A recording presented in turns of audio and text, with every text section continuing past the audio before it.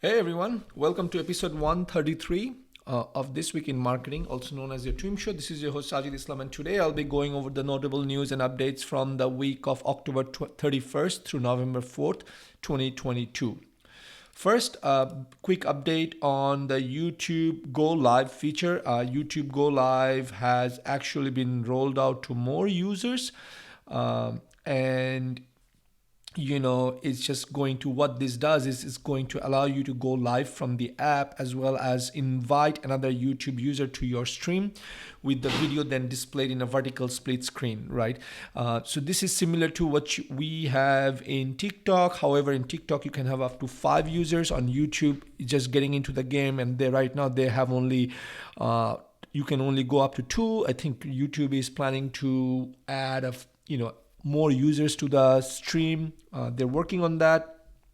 This is actually good because now you're able to do Q&A and bring other people to the show, kind of rotate on a rotating basis. Also, remember, this is something you can only do it from the mobile. You can schedule something from the web, but you still have to be on the mobile to run this thing. The other thing you want to know is you can monetize it. So if you are the host, you are the one who is going to get rewarded if you plan to choose to monetize it.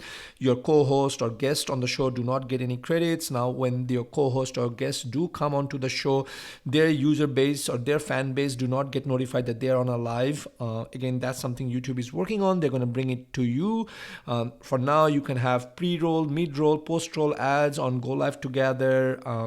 And what else? If your guest does something, violate any of the YouTube policy, it's on you to, so basically you get dinged. But if something that happens during the live itself, you can actually kick that person, the guest, out of your show, and that way you will be saved. But keep all these things in mind because this is something very important. Okay. Let's move on to the next update, which is on Instagram. Instagram is now officially rolled out Instagram subscriptions. This is something they've been testing since back in January, and now it's available to all eligible US creators. Now, if you want to see if you are available, if you're eligible or not, go back into the Instagram app, check if it allows you to do this or not. If open up your Instagram app, what my note says, if you're eligible for Instagram subscriptions, open the Instagram app and go to your professional dashboard. If you're eligible, you'll see an option to set up subscriptions for your account. With this feature activated, you can start processing start posting subscriber only content such as live stream, stories, badges, posts, reels, group chats, and broadcast channels. And you can promote subscriptions in your Instagram stories with the dedicated stickers. Of course, there are no mention of how much Facebook is going to take a cut. But if I understand the Silicon Valley, then they're going to probably give it out for free for now. They're going to get momentum and they're going to start charging. That's one. Number 2 is that I do not know if you really want to build a subscription on Instagram. Period. My take is, do not do it. If you're going to build some subscription, get it to an offline where you own the traffic. Because I've seen again and again, remember on October 31st, Halloween Day, a lot of people woke up to see they've been banned and their account got deactivated on Instagram for whatever reason. And it was just a hell and a mess for them. And the stories all over the web. Keep that in mind. Instagram, Facebook, YouTube, whatever it is, they're very, very finicky. You always need to have a backup plan. So I would definitely request you that, even if you take advantage of it, do not rely on it. Do not put all your eggs on one basket. Please diversify, even if you're on TikTok, okay? With that, let's move on to the next update, which is something going to be very interesting. Is Facebook professional profile is now available to all users. What professional mode is just a profile setting that removes the need to create a Facebook page to get your content in front of a larger audience. So Facebook probably realized that, not everyone is using Facebook pages anymore because, it sucks. They've made it so complicated, nobody goes that. So basically they say, and also it's just harder to go to 2 different places to post. Like I have a Facebook page. I just do not know head or tail. I just lost track of it. Our Market and Grow has a Facebook page that also is the same thing. So now I can turn on a toggle on a switch, and I can become a professional profile from whatever creator profile or a user profile. I do not know what those things are called. They keep changing. But the good news is that now I can earn money from my reels, and I can enable ads before, during, and after longer videos. Again, they're competing directly with YouTube because YouTube creators get paid. And lastly, I can allow my fans to increase their support for me with a monthly subscription share, subscriber only content, similar to what Instagram's subscription is. Again, I wouldn't mind having a professional profile and posting videos and monetizing on that. However, I would not create any type of subscription on any of this platform where there is no due course, there is nothing. I can get shut down anytime, any reason, for whatever reason, and you may call me whatever you call, but I just do not believe it. I would rather have my email list, have a third party, even if it means I have to spend a few extra $100 a month, I will do that. Next up on Microsoft, Microsoft has this thing called UAT. Obviously, it's called Universal Event Tagging. Yeah, event tracking, sorry. Event tracking. This is similar to Google Ads, Google Tag Manager, not Google Ads, Google Tag Manager. This is part of Microsoft Clarity, which is similar to my Google Analytics, right? You're going to say, Sajid, you're comparing a lot of things. Yes, a lot of things I'm comparing because everyone knows Google Analytics, and Microsoft said, hey, we need to have our own analytics. It's called Microsoft Clarity, and with Clarity, there says, you know what, we need a tracking dashboard called a tag tracking. So we are going to call it UET. I don't know why I'm calling it UAT. UET, which is Universal Event Tracking, that basically allows you to create one tag, and then with that you can do a lot of different things, similar to what you do Tag Manager. And you know what? When Microsoft Clarity was launched back in October 18, 2021, which was actually episode 79, I skipped over this. And I regret doing that because, I was like, nobody cares about that. But now I look back, I look back and I'm like, man, I was such a fool. And also back then, the Twim Show had only 10 top stories, and now we kind of expanded. We will cover as many as we can. So here it is. But the UET tag has a dashboard which can help you monitor tag data, fix any issues that arises. This is a one-stop shop for all things UET, including real-time insights into the data that gets sent via UET tags and troubleshooting action recommendations. So similar to Google, it's a little bit farther from Google Tag Manager, but it's pretty good. I haven't tried it. This is something I'm going to try this week, and you know what, we'll see, because I feel like Microsoft Ads is going to be something big in the next 3 months. The other thing on Microsoft Ads is that Microsoft Ads rolled out import tool for Google Ads Performance Max. Again, something I've seen and I've used it in the past, which is Microsoft Ads, which is a competitor to Google Ads. They've always had this tool where you can actually download your Google Ads campaign and upload it into Microsoft, and it will work just as fine. So now they're doing basically for Performance Max. This is just to simplify your duplicating efforts across from platforms. Microsoft currently only support Performance Max campaigns that uses a merchant center, and will import the campaigns as smart shopping campaigns and local inventory ads. This is something for you if you are already running Google Ads and and you are not running ads on Microsoft. Then maybe you should consider, because the cost per click, cost per acquisition is much cheaper on Microsoft than it is on Google, for obvious reasons. However, if your demographic or if your customer is not on Microsoft, then this is something you can skip. I'm going to put the link on the show notes if you want to find out more about how to convert your Google Performance Max ads into Microsoft ads. You can follow that link. It will take you to the Microsoft blog, and they will teach you everything there is you need to learn.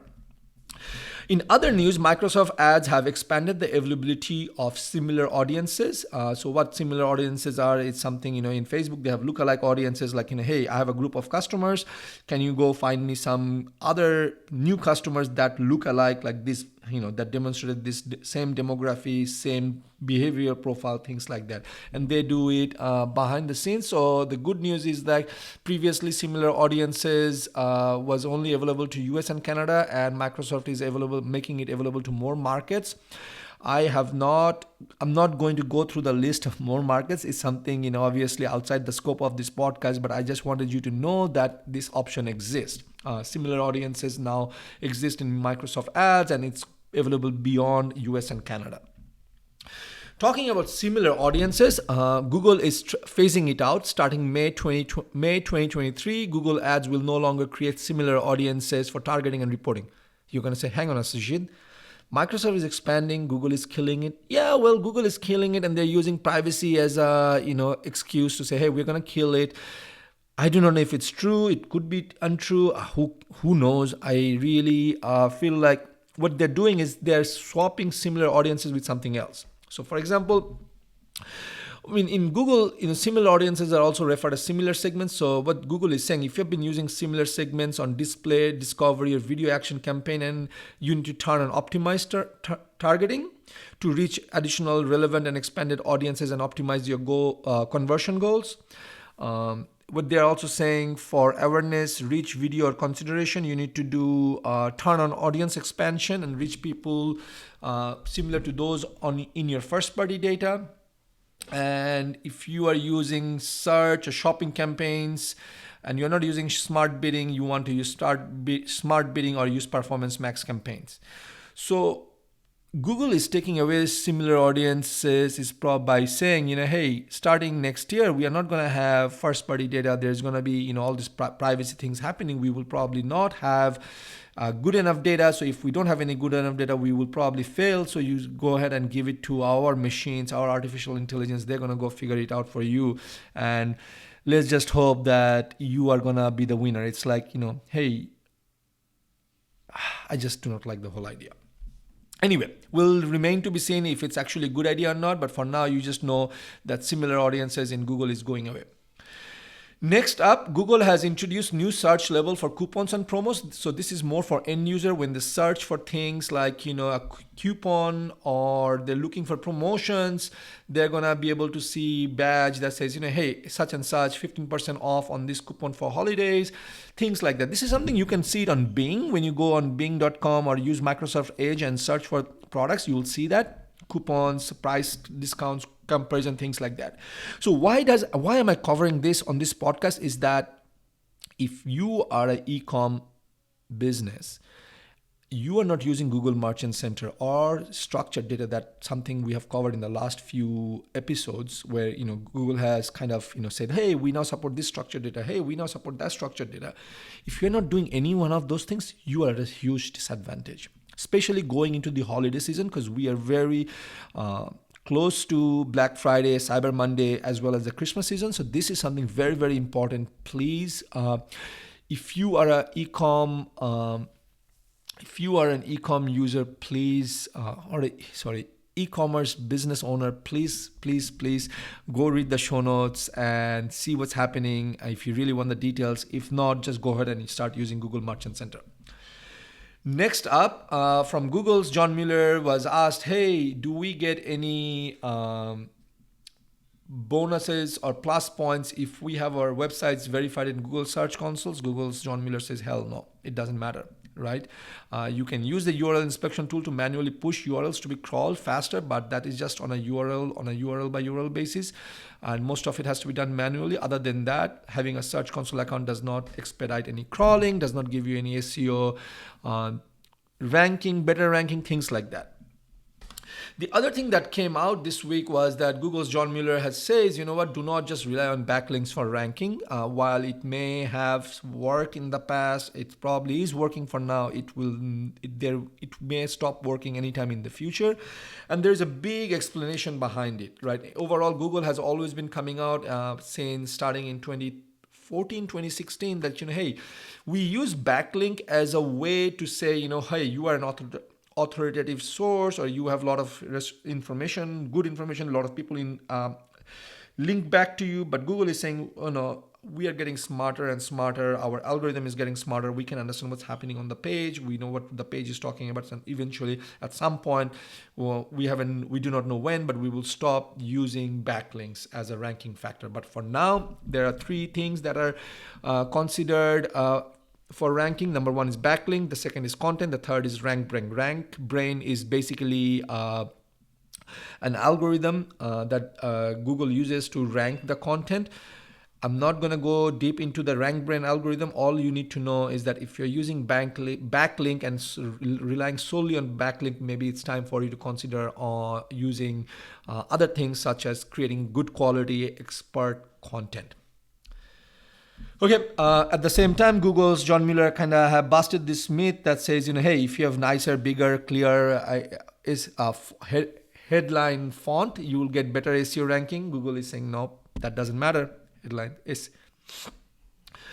The other thing that came out is this week is that Google's John Mueller says, hey, look, I want you to focus writing better quality content and stop focusing on creating content based on keywords and search volumes. This is coming up because some users did a research and asked him a question on Twitter that says, hey, John Mueller, I have all these topics that I found like there's a lot of high search volume. Should I go ahead and write content for this? And John Mueller says, if you just do that, you write content because, says what is a YouTube CPA and things like that, this is going to end up becoming a very crappy content, mediocre content. Focus on a topic that you're an expert in, that you can talk about it, and then you can sprinkle some of these things. You can explain like, what is a YouTube CTA. So you're writing an article on say YouTube ads, right? And you write an authoritative content and you kind of talk about it, and then you can sprinkle in what is YouTube CPA, how do you increase UPA, lower your CPA cost, how do you increase your CTR, things like that. But don't just write a content for the sake of writing content because there's a high volume, because if you do that, you will lose out. The other thing that came out, and I think this is the last one for this week. Yes, it is the last one for this week, is that, some dude on Twitter by the name Nat Miletic claimed that, hey, you need at least 200,000 words on your website to be considered authoritative by Google. John Mueller replied, I do not know who made up that 200,000 words number. It's definitely not from Google. Right? And it's interesting, and I'm going to put the show notes in the, I'm going to put the screenshots in the show notes. So if you watch this episode on YouTube or go to the show notes page on Substack, we are on Substack as well right now, you will see the screenshots. What it's basically saying is that, look, word count is not a ranking factor, and also it proves that there are so many bozos out there who are basically selling this myth. Oh, you know what? You need to have 200,000 content. Oh, you need to have like long form content. You need to have all these things. You have short form content. You don't have enough content. That's why you're not getting indexed. All these things are crap. Right? That's what John is saying. And this is not just John saying it. This has been said in the past, back in 2014, 2019, 2018. All they're saying is, look, quantity is not an indicative of quality. Google will not penalize you for writing short articles. Short articles can rank well, but what you need to do is you need to write good quality informative content, right? So, aren't you glad you follow the Twim Show? Aren't you glad you're listening to the Twim Show? Because if you didn't, you would probably be falling into this trap. And also this goes to say, do not believe everything that's out there.